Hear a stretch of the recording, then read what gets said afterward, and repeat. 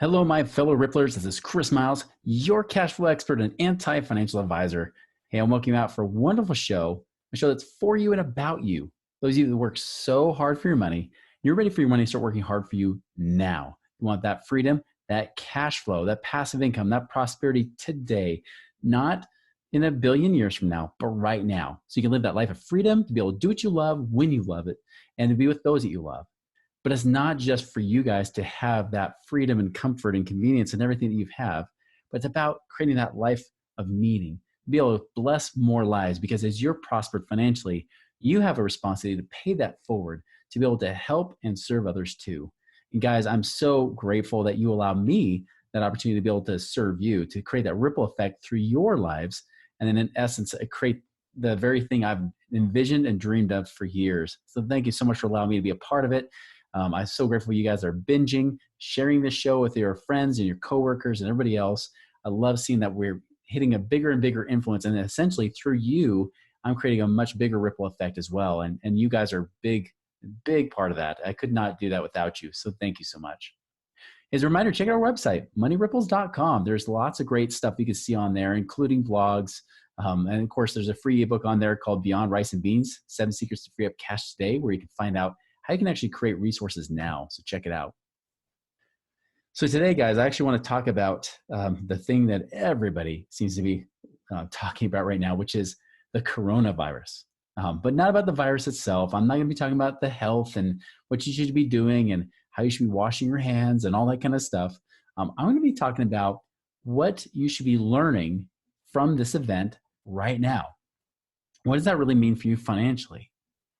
And here's the biggest thing I see, guys, is that really, as I see this is your wake-up call. Whether this is the black swan event, this sparks our whole economy into a recession, or whether this is just a scare. Whatever way it goes, this should be a humongous wake-up call for all of us, really, for that matter. Because it gets you to ask questions. And that's the one best thing I'm grateful for. If you're looking for a silver lining in something like this, is that what is it we're supposed to learn? What is it it's preparing us for?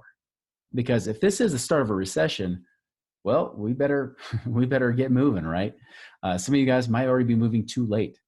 But right now we're seeing the markets going like up and down. It's like this massive roller coaster. And especially lately, it's been more the down. And I'll tell you, it reminds me of the reaction that people had during the Great Depression. You know, when the Great Depression happened, when the stock market tanked the very first time, you know, most people just said, huh, that's interesting. And they were kind of like, whoa, they're in shock. But they did nothing about it.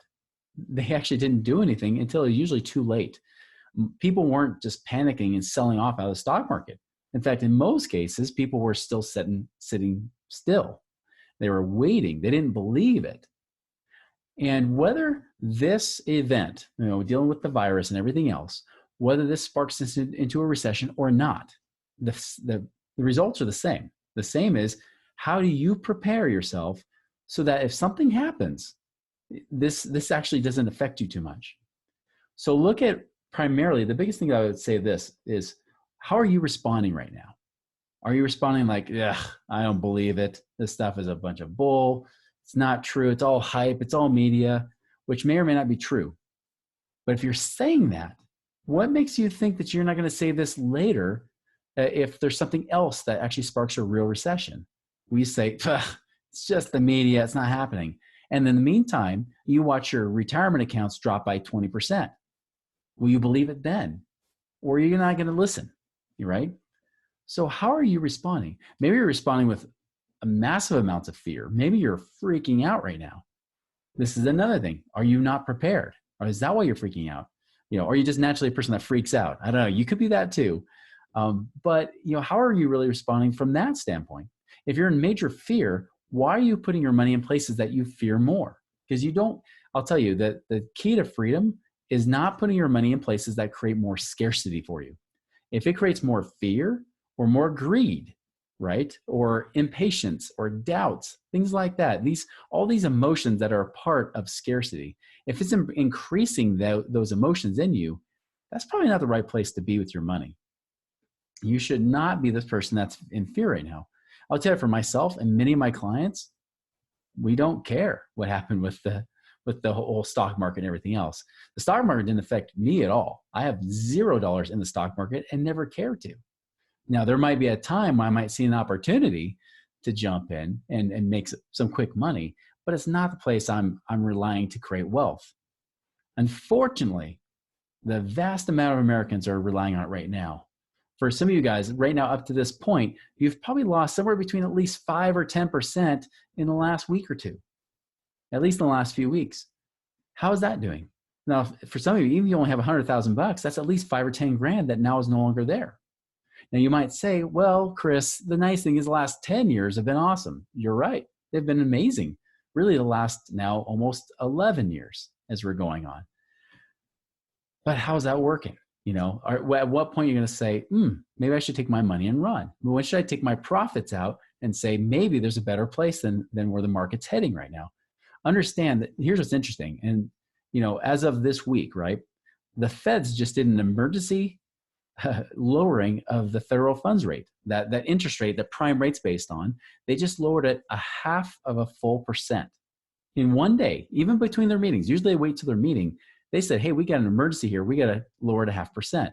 Not because that America is in danger, they say. They say because of there could be some repercussions. You know, there could be some ripple effects that happen. Now, they're absolutely right. There already are some ripple effects happening currently. If this continues for weeks or months, this could have drastic results. This could have massive results. And actually, it's just like, you know, and you stick this stick in the bicycle spokes, right? You know, the bicycle moves just fine, but you stick a stick in there and it gets caught. All of a sudden, the bike stops, you flip over the handlebars and crash, right? When things come to a halt, a drastic halt, it can actually do some massive damage. What's that going to do to your money? Now, hopefully the wake-up call you're getting right now is if you have a lot of money in the market right now in mutual funds and retirement accounts, you should understand this. You have zero control. Zero. You really can have zero control over what happens in the world. You remember, I've been talking about for years, right, that there is a recession coming. There is a correction in the market coming, especially when it's so overvalued. And yes, even today, even after the massive drops, it's still overvalued. It's still way above the averages, that balance that the market needs to be. There's almost like this extra negative downward pressure pulling on the market, trying to pull it down. The problem is, for the last several years, there hasn't been really any significant news to give anybody worry. Yeah, they worry about trade wars and tariffs in China and things like that, right? And there could be some possible scenarios there, but again, it's speculation. There's been nothing really concrete to say, hey, this market and this economy is stronger than it should be. There needs to be an even balance, an ebb and flow, right?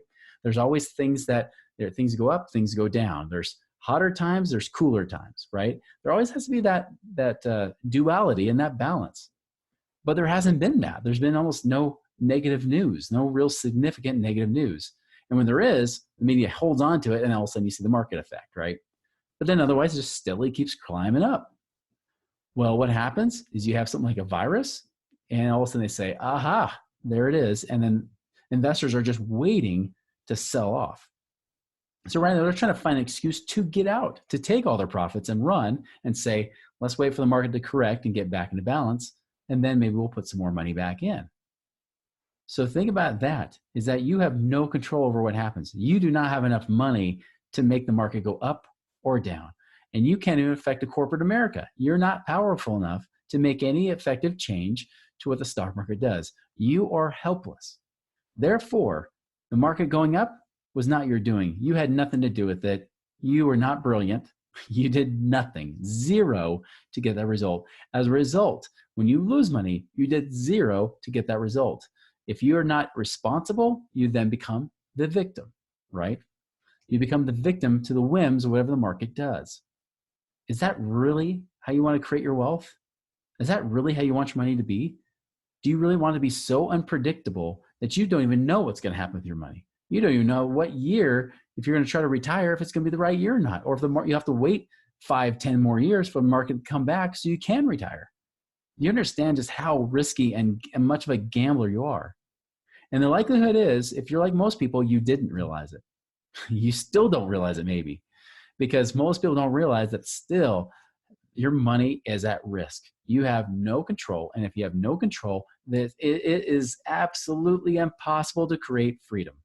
Zero freedom possible when there's no control, when there's no predictability. You are purely at the mercy of the market. Are you getting my drift here? Now you might be thinking, well, what do we do? What can we do? Yeah, I just had a client this morning said, hey, here's it's bad. If the Fed funds rate, the interest rate drops 0.5%, but the market still drops, there's a problem, right? Because normally if they said, hey, we're dropping the interest rate by 0.5%, people will go, yay, and the market will go up like 3-4% in one day. Instead, it went down 3% in one day. That is a problem, guys. If there's positive news and it still can't see positive, then we have an issue. And so if you're looking for what to do, one option I'm not giving any recommendations. There's no investment advice I'm giving here. But many people don't understand that if you are heavily in the market right now, you don't have to cash out your retirement plans to get out of the market. You can still leave them in your retirement plans while you're trying to decide what to do, but you can move it to more stable funds. You could put it into something. You may or may not want to use a bond fund because that could be risky too, but you might go for a money market fund, or you might hold it in cash. You'll earn basically nothing. And yes, you can have fees still being charged, but at least you're not losing money based on whatever market whims to happen. Because, hey, if you got $1 million in the market, you lose 10%, you just lost 100 grand. That's a big loss. This is why I tell you that education is less expensive than ignorance, right? Ignorance is way more expensive than paying for education. So if you're in that kind of situation, you might consider moving it to cash or moving it to a money market, something stable that you could say, okay, I have time to breathe and determine where to put that money. Otherwise, you don't know what's going to happen. Now, you might be trying to time the market saying, you know what, I'm sure it'll go up tomorrow. Well, you know what? You honestly don't know. And it could keep going down. What if it goes down another 5 or 10%? You're going to say, well, I'm just going to wait it out. Which, by the way, human nature will do that.